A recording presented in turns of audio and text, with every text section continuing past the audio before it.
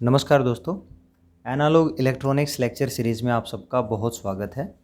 दोस्तों, इस वीडियो में आपके सामने क्रॉस ओवर डिस्टॉर्शंस के बारे में बिल्कुल सिंपल लैंग्वेज में एक्सप्लेन करना चाहेंगे ये क्या होता है। तो इसको एक्सप्लेन करने से पहले कुछ बेसिक्स हैं जो आपके सामने डिस्कस होंगे। इस बेसिक्स के दम पे आप इसको बहुत आसानी से समझ जाओगे। तो बेसिक से स्टार्ट करते हैं। मान लीजिए ये मेरा एक बीजेटी है, ये अमीटर है, ये बेस है और ये कलेक्टर है। इन टर्म्स ऑफ रीजन ये अमीटर, ये बेस और कलेक्टर। तो अगर आपका एरो आउटसाइड है तो डेफिनेटली ये आपका जो है वो एनपीएन है। और इसमें आपके दो रीजन होते हैं, एक जो है रीजन तीन होते हैं जो जंक्शन है, एक आपका अमीटर जंक्शन, एक आपका कलेक्टर जंक्शन।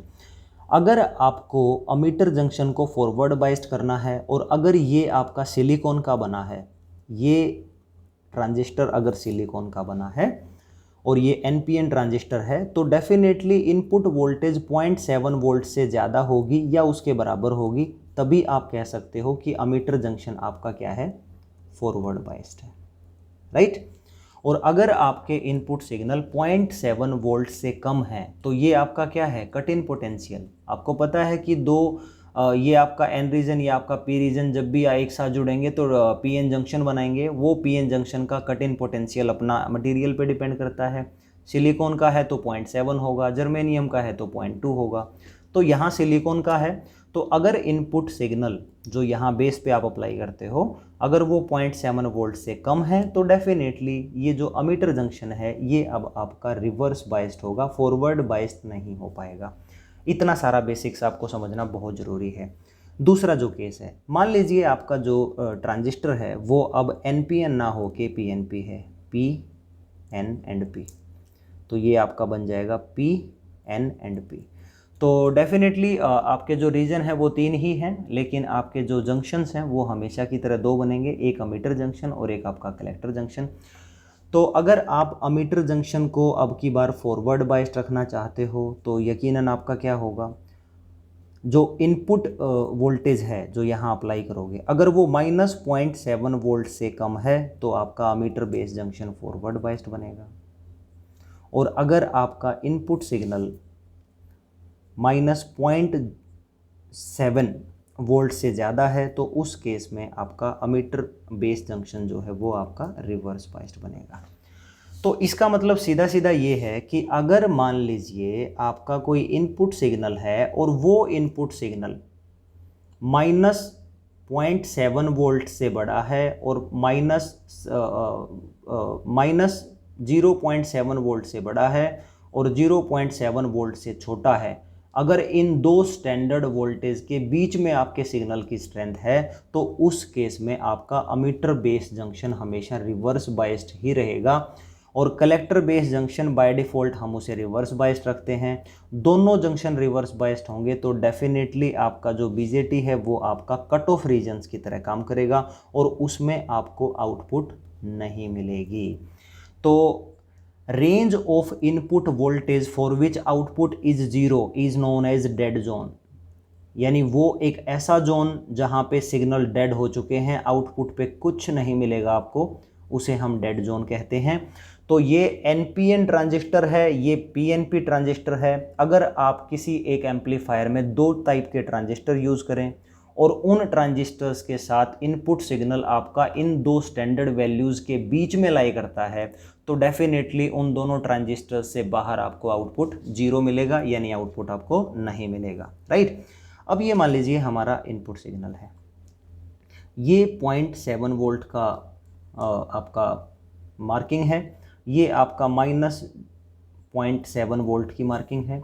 तो अब हमें पता है कि अगर मेरा सिग्नल, ये देख लीजिए कि 0.7 और -0.7 वोल्ट है, जो इसके बीच में सिग्नल कहाँ कहाँ लाई करते हैं, ये जो है ये इसके बीच में लाई कर रहा है, ये जो है दोस्तों यहाँ भी इसके बीच में लाई करता है, और ये जो है ये भी इसके बीच में ही लाई करता है, राइट।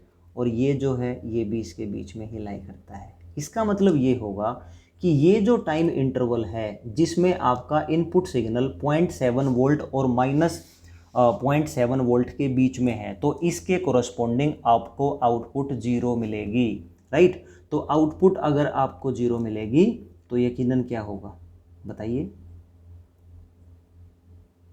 मान लीजिए ऐसा कुछ है तो ये क्या होगा, यहाँ पे ये सिग्नल आपका यहाँ पे ऐसे होगा और फिर ये आपका इस टाइप से जाएगा और फिर यहाँ क्या होगा, यहाँ पे भी सिग्नल आपका 0 होगा और इस टाइप से फिर आपका ये बनना स्टार्ट होगा और यहाँ क्या होगा, यहाँ पे भी सिग्नल आपका क्या हो जाएगा 0 और फिर आपकी ऐसे आउटपुट दिखनी स्टार्ट हो जाएगी।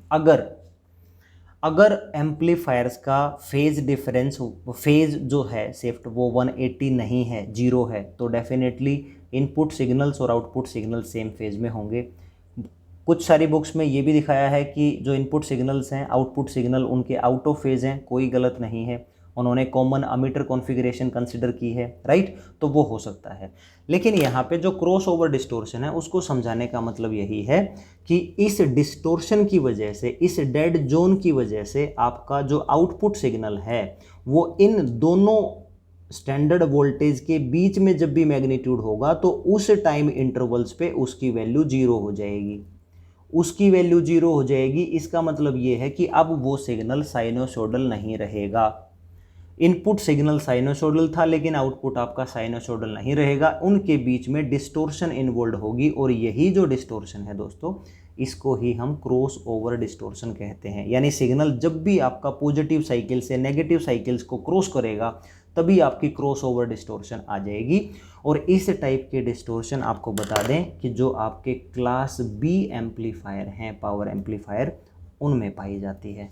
ठीक है, तो काफ़ी सारी बुक्स में इस टाइप से भी दिखा रखा होगा कि यहाँ पे जो ये एक्सिस है ये आपका इनपुट वोल्टेज का है, तो ये जो क्वाड्रेंट है ये आपका पीएनपी ट्रांजिस्टर का है और ये जो क्वाड्रेंट है दोस्तों ये आपका एनपीएन ट्रांजिस्टर का है, राइट। तो इसका मतलब जब इनपुट वोल्टेज है इन दोनों के बीच में तो डेफिनेटली हमारे पास आउटपुट 0 रहता है। और अगर आपका इनपुट 0.7 से बड़ा हो जाए तो आपका जो आउटपुट करंट है वो प्रोपोर्शनल रिलेशंस में आगे बढ़ता जाएगा और इसी टाइप से पीएनपी में भी वो प्रोपोर्शनल रिलेशंस में आगे बढ़ता जाएगा। तो ये था आपका पूरा cross over distortion. I hope आपको बहुत अच्छे से समझ आ गया होगा। अगर आपको मेरे वीडियोज़ अच्छे लगते हैं तो आप प्लीज़ अपने फ्रेंड्स में इन्हें ज़रूर शेयर करें ताकि वो सब बच्चे फ्री ऑफ कॉस्ट अच्छी एजुकेशन ले सकें। Thank you so much for watching this video now.